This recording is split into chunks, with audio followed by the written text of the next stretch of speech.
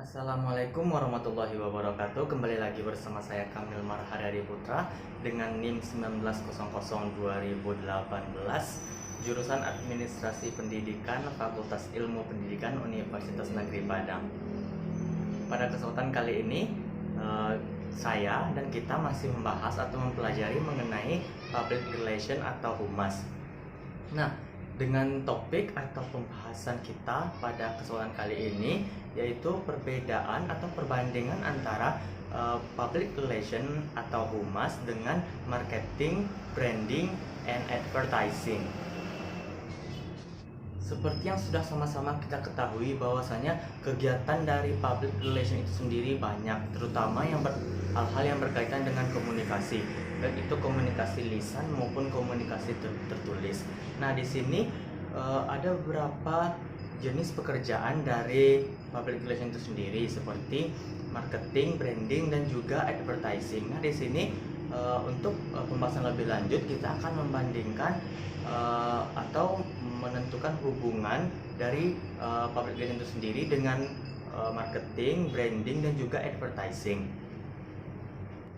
Nah, public relation memiliki sentral dalam setiap kegiatannya, yaitu berupa terletak pada kegiatan komunikasi. Nah, di sini marketing, branding, dan juga advertising ini merupakan sentral juga dari kegiatan public relation karena ketiga hal ini berkaitan dengan komunikasi atau membujuk maupun mempromosikan diri atau lembaga kepada publik agar publik terpikat dan tertarik dengan apa yang dimiliki oleh lembaga.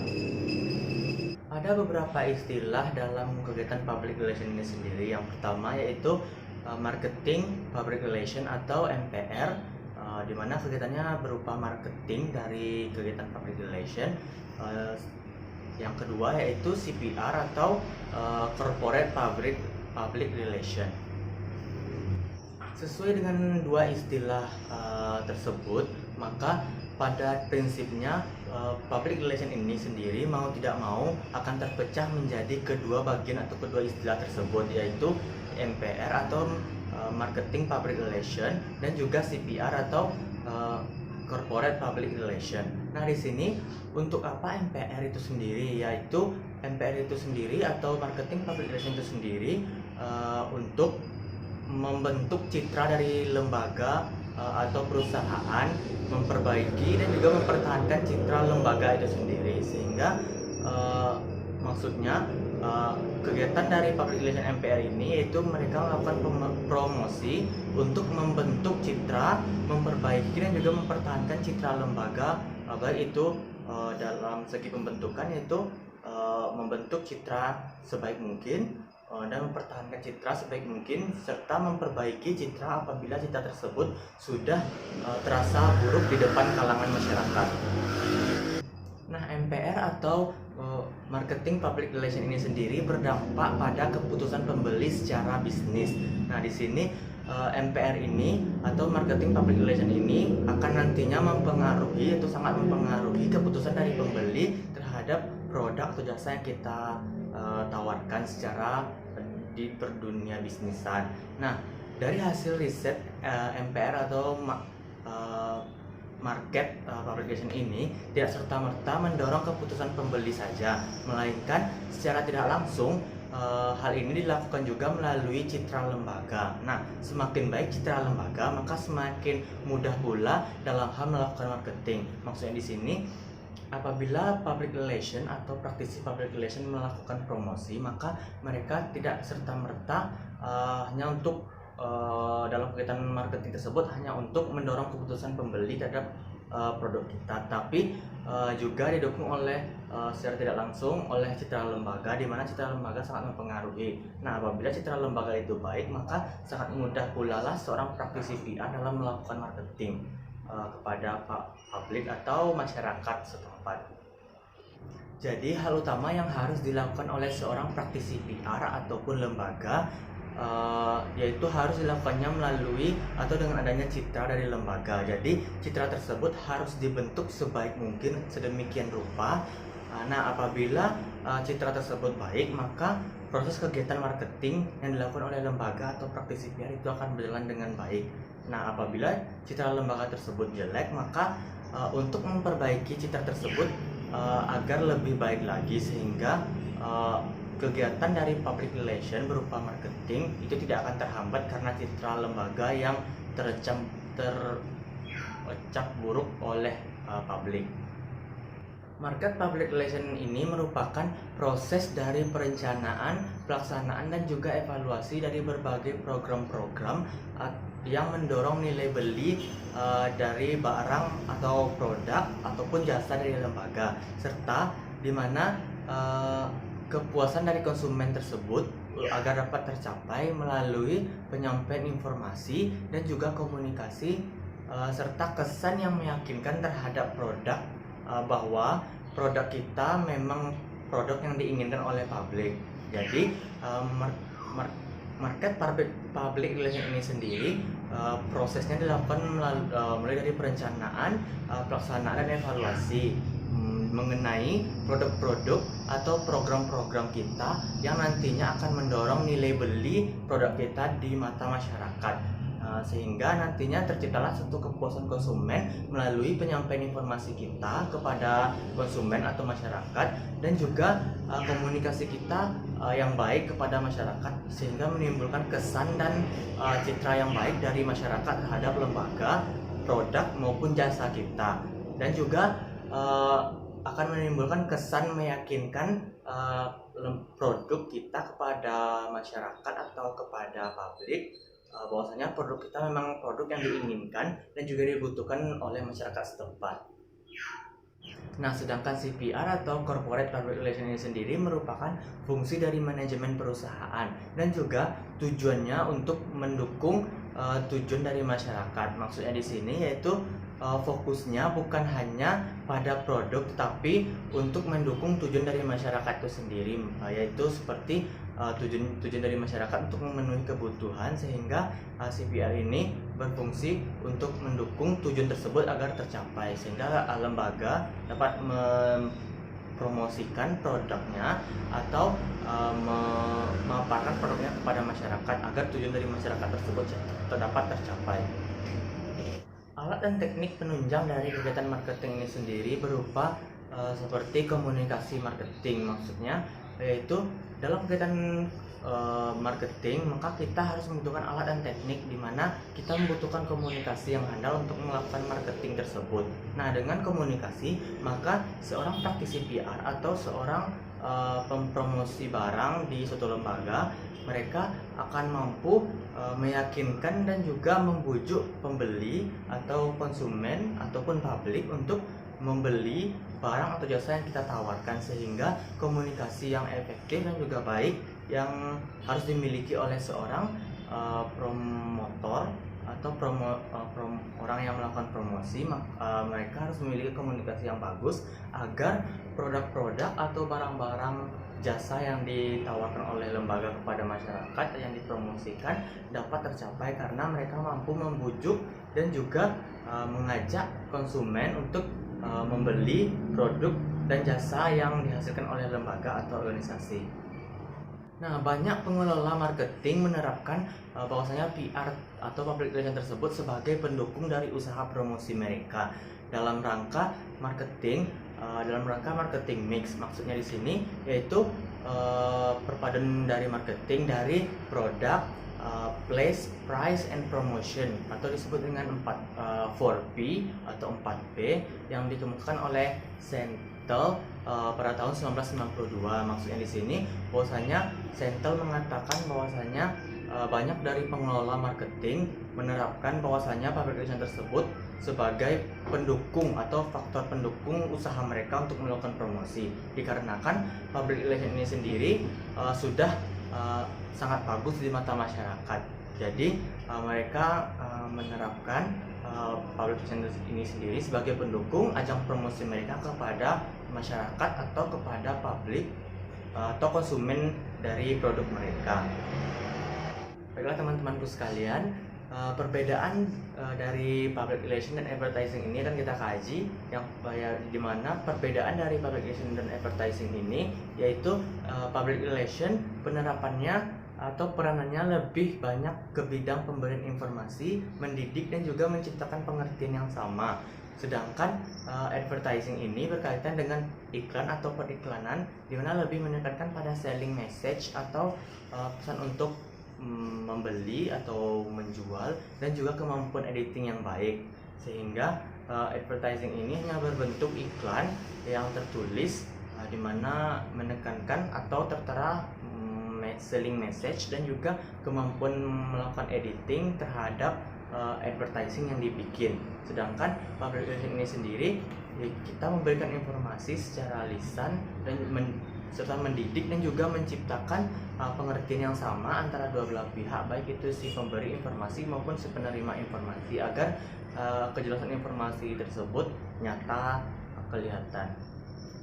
Nah, dari perbedaan tersebut terdapat juga hubungan antara public relation dengan advertising atau periklanan ini sendiri, di mana keberhasilan dari iklan atau advertising sangat ditentukan dari keberhasilan public relation, di mana maksudnya di sini keberhasilan public relation dalam menyampaikan informasi, mendidik masyarakat terhadap produk yang akan diiklankan tersebut.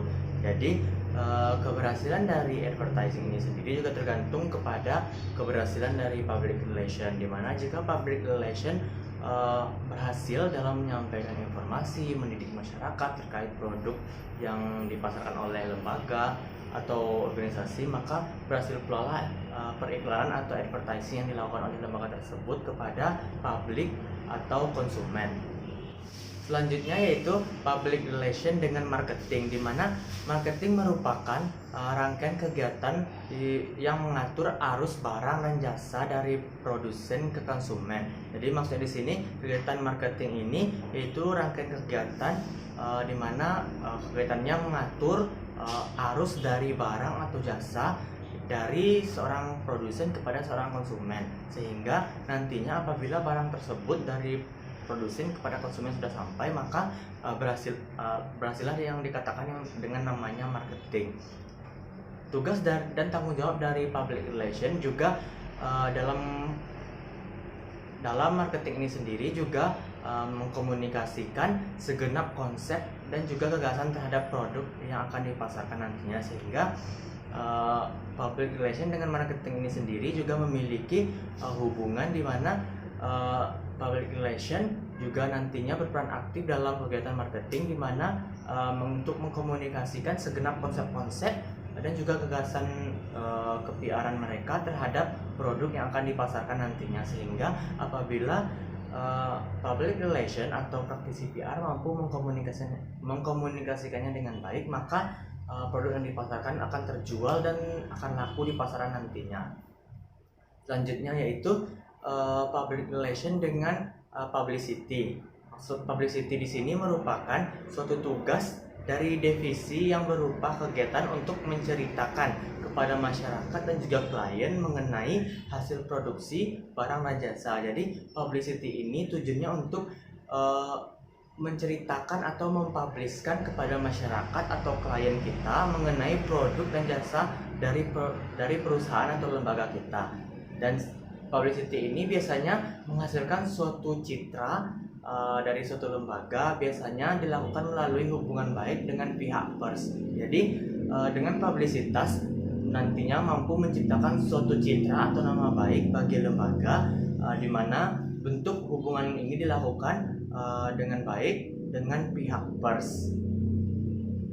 Nah, seperti yang sudah saya jabarkan sebelumnya, bahwasanya jika kita sudah berbicara mengenai public relation atau kehumasan, maka hal yang kita bahas yaitu marketing, advertising, dan juga branding tersebut sudah ada dalam kendali dari pekerjaan public relation, di mana pekerjaan public relation ini yaitu juga merupakan salah satu ajang promosi atau menceritakan kepada konsumen ataupun publik mengenai barang atau produk ataupun jasa kita kepada publik, sehingga marketing, advertising, dan juga branding ini sudah merupakan cakupan kendali dari pekerjaan dari public relation ini sendiri, di mana ketiga kegiatan tersebut yaitu marketing, advertising, dan juga branding memiliki konsep yaitu promosi mempromosikan diri kepada pihak publik atau masyarakat.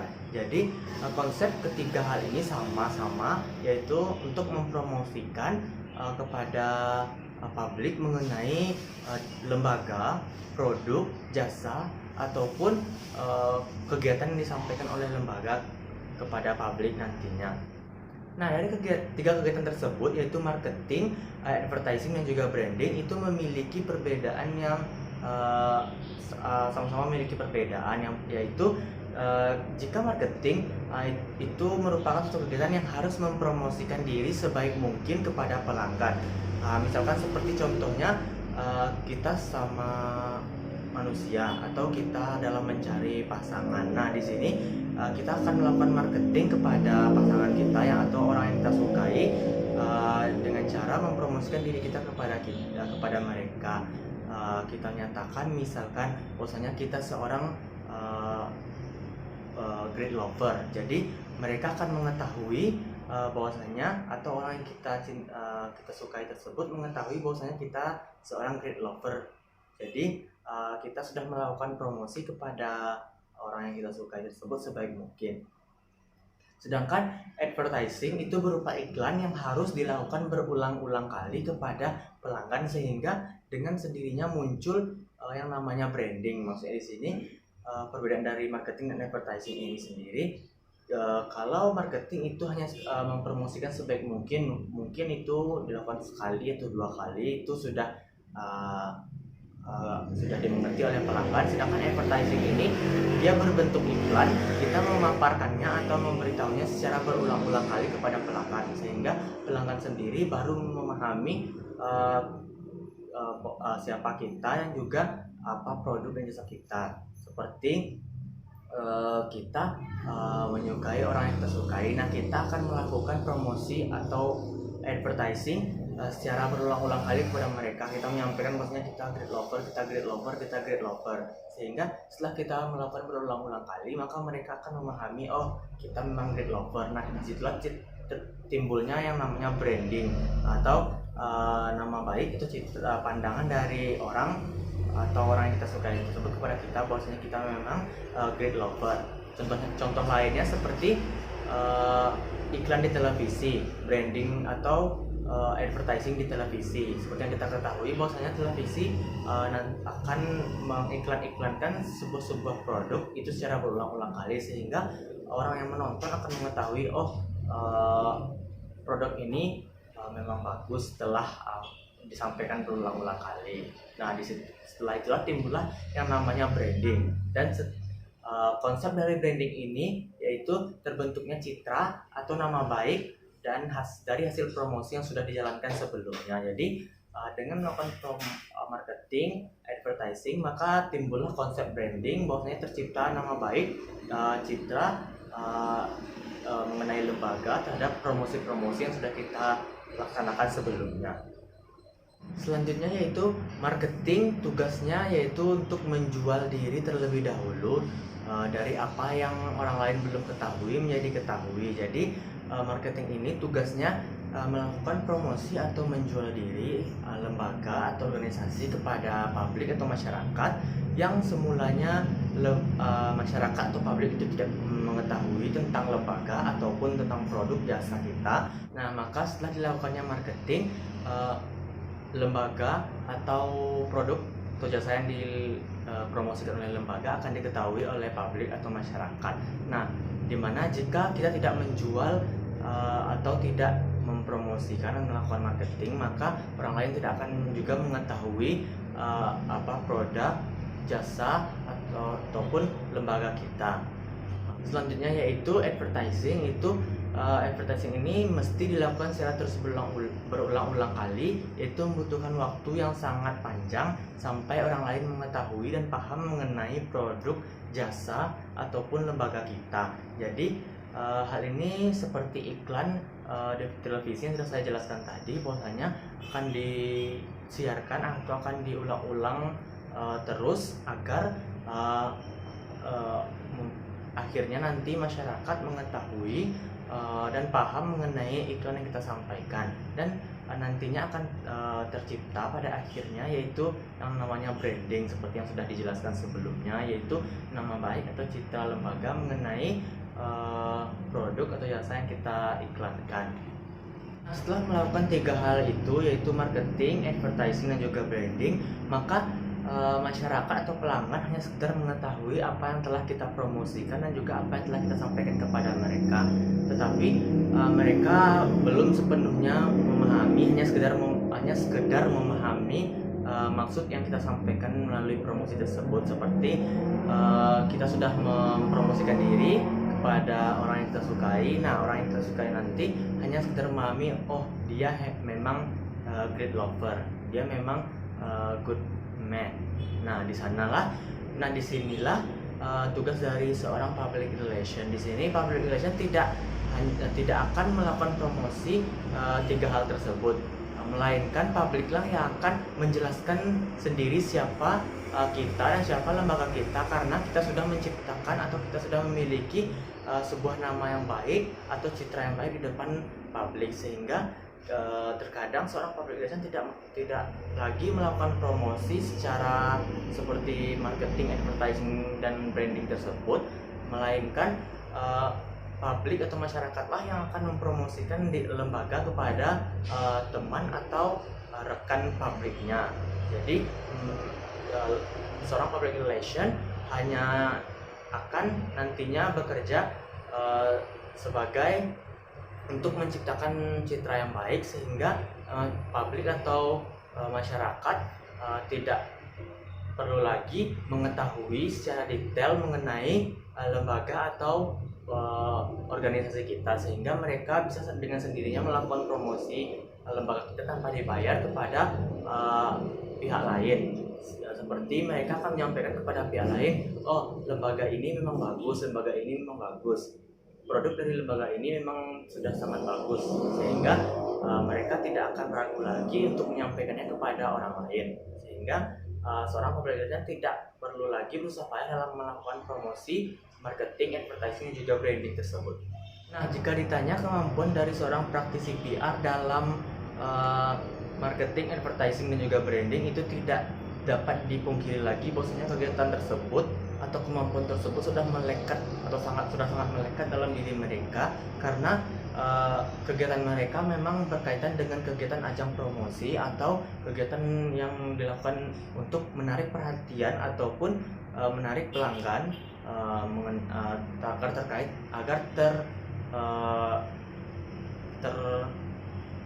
agar mereka tertarik dengan lembaga atau organisasi, produk dan jasa yang dihasilkan oleh organisasi, sehingga kemampuan 3 tersebut tidak dapat dipungkiri lagi, itu sudah sangat melekat dalam diri seorang praktisi PR. Nah, di sini untuk menjadi seorang praktisi PR memiliki tanggung jawab moral dan juga tanggung jawab energi yang sangat berat, dikarenakan mereka memiliki tanggung jawab moral di mana mereka harus sangat menjaga hubungan baik dengan pelanggan, baik itu publik eksternal maupun publik internal mereka, dan juga tanggung jawab energi yang juga sangat berat, dan juga kemampuan yang dituntut dalam kegiatan praktisi PR atau ke-PR-an ini di dalamnya memang sangat-sangat kuat atau sangat-sangat berat, sehingga seorang praktisi PR haruslah memiliki kemampuan atau kemampuan dan juga kekuatan yang sangat kuat. Kita berbicara mengenai praktisi PR atau public relation, baik itu di Indonesia maupun di luar sana, bahwasanya itu sangat memiliki perbedaan yang sangat signifikan, dikarenakan sangat berbeda bahwasanya di luar sana praktisi PR itu sangat dihargai dan juga sangat dijunjung tinggi, dikarenakan mereka memiliki posisi di bawah pengambil keputusan, dikarenakan kemampuan dari public relation ini sendiri mampu untuk menjalin hubungan baik, membentuk hubungan baik, membentuk citra lembaga, menjaga nama baik lembaga, dan juga mempertahankan citra lembaga dengan data-data yang real yang mereka kumpulkan di lapangan, sehingga di luar sana orang sangat menghormati atau menghargai praktisi PR, dikarenakan mereka memiliki andil yang sangat besar dari sebuah lembaga atau dari sebuah perusahaan, di mana mereka mampu menjalin suatu hubungan dengan baik, membentuk hubungan dengan baik, menjaga citra lembaga, mempertahankan citra lembaga, di mana mereka memiliki kemampuan tersebut berdasarkan fakta-fakta atau data-data yang real yang memang mereka kumpulkan di lapangan ketika mereka turun ke lapangan, sehingga fakta tersebut memang benar dan akurat tanpa dilakukan lagi ketidakpastian dari data tersebut. Nah, demikianlah pembahasan kita pada kesempatan kali ini. Apabila ada kesalahan dalam tutur kata perbuatan saya mohon maaf. Saya Kamil Marharyadi Putra mohon undur diri. Terima kasih sudah mendengarkan, dan juga terima kasih sudah menonton video ini. Mungkin kita akan bertemu lagi di lain kesempatan. Saya Kamil Marharyadi Putra mohon undur diri. Terima kasih. Assalamualaikum warahmatullahi wabarakatuh. See you next.